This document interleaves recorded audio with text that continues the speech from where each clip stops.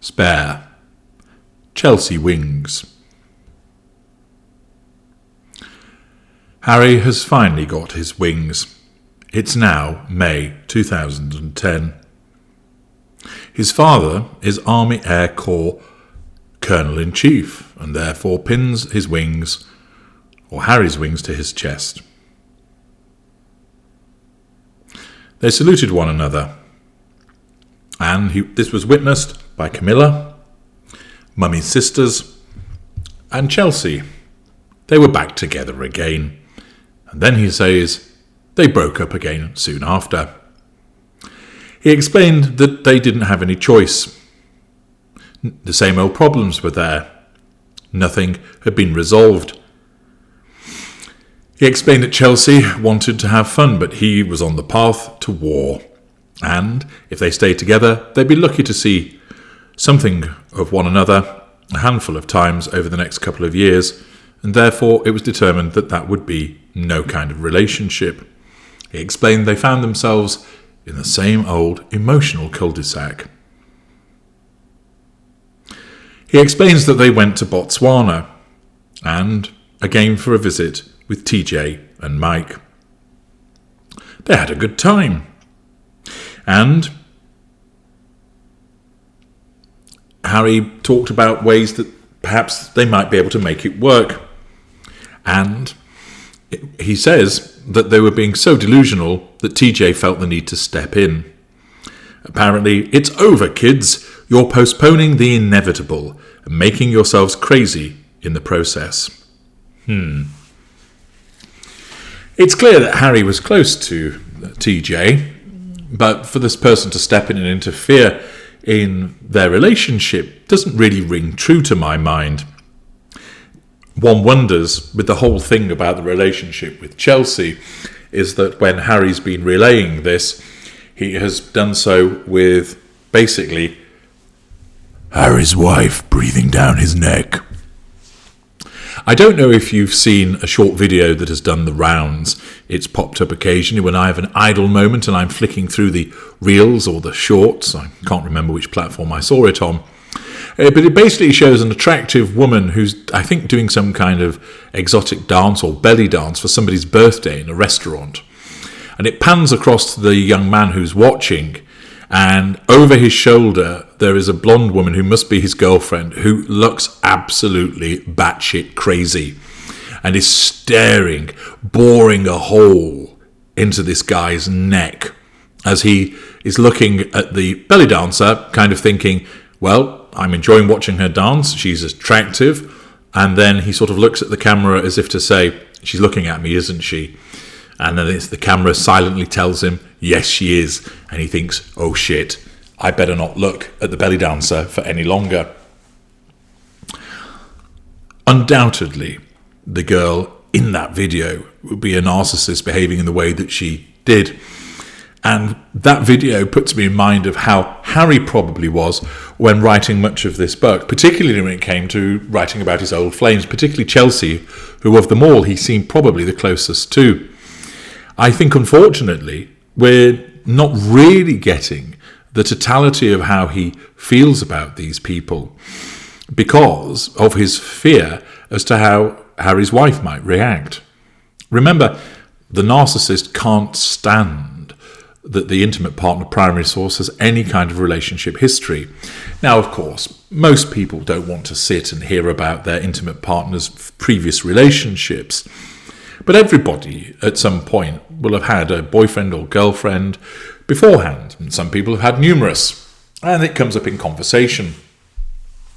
And of course, in the instance of Harry, people might want to know about those previous relationships. How close was he to them? How close was he perhaps to getting engaged? How upset was he that the relationship ended? Why did it really end? Indeed, many people would think to themselves, I'd rather hear about that than have to tolerate him banging on about his bloody mother, or, of course, ultimately Harry's wife.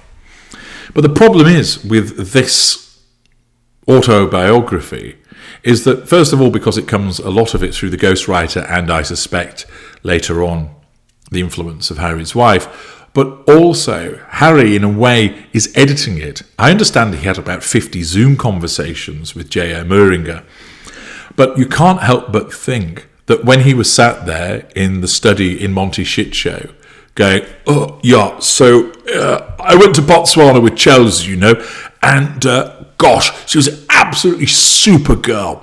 Brilliant blowjob. I mean, we went round and round in circles trying to find out whether we should carry on. But you know something, she had such the light in her eyes and such a kind heart that yeah, we were deluding ourselves as to whether the relationship would go anywhere. But I have to say that she's the lady that made me laugh longest than anybody. Her sense of humour wasn't really matched to mine. That as he's relaying all of these things, Harry's wife is there lurking under the desk, zapping the old pink pods to bring him back into line. Now, of course, it doesn't actually happen like that. But believe me, she, as a narcissist, won't let him conduct these Zoom calls with J.A. Moehringer on his own. Not a fucking chance.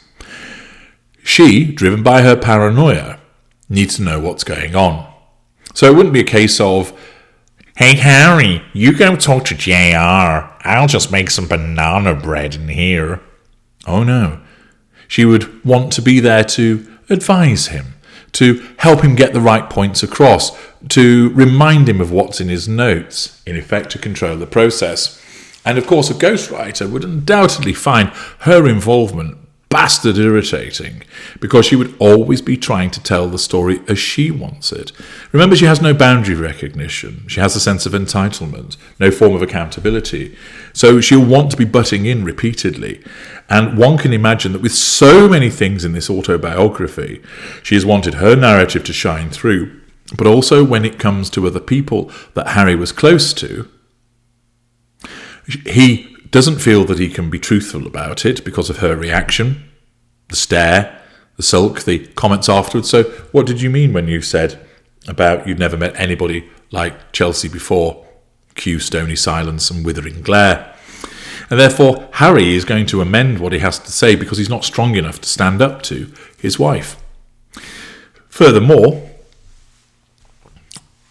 his recollection of events is either going to be muted and in some instances completely changed because she has indoctrinated him in a particular way. And we'll see that mainly with his family. So, for all of what we read in this autobiography, much of it clearly will be tainted by the influence of the narcissist. It has to be the case. I can't imagine J.A. Moehringer basically saying, can you leave the room, please, so I can speak to just Harry? And then, even when she might not be in the room, she'll have prepped him, she'll have told him what to say. She probably even contacted J. Moehringer and just thought, I'll just share some of my thoughts with you to help the process, etc., elbowing her way in. Back to this particular chapter, basically, TJ was saying to Chelsy and Harry for the breakup to be final. Quite what it's got to do with her, one wonders, but that's what he explains. And she explained that they mustn't waste the most precious thing there is, which is time, which then resulted in essentially him forcing him to put the relationship out of his mind and to stay busy. He then went to Lesotho with his brother, and they visited several schools. Prince Sisio was with them, and he explained he'd co-founded the charity with him. And he explained that he said that the average life expectancy in Lesotho at that time was 40-something, while in Britain it was 79 for men, 82 for women. Being a child in Lesotho was like being middle-aged in Manchester. Don't think that's a particularly accurate comparison, but there we are. Apparently a quarter of all Lesotho adults were HIV positive. He then explains that he was given a gift of a pony, as was William, to ride part of the way in tribal blankets, which they wore as capes. They went to a village and they went to a school, and he talks about what goes on at the school and what the children will be doing in terms of working and then braving the bitter cold and sore feet and then coming to the school. And he explained that some of the children had actually died from lightning strikes.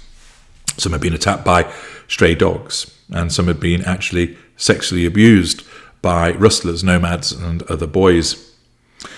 Harry said he felt ashamed to think about all the bitching he did about school compared to what they had suffered.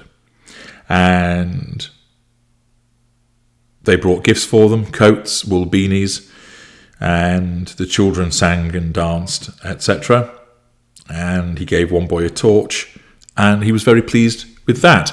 And once again, you can see the joy that Harry has in these charitable acts, the empathic side of him coming to the fore.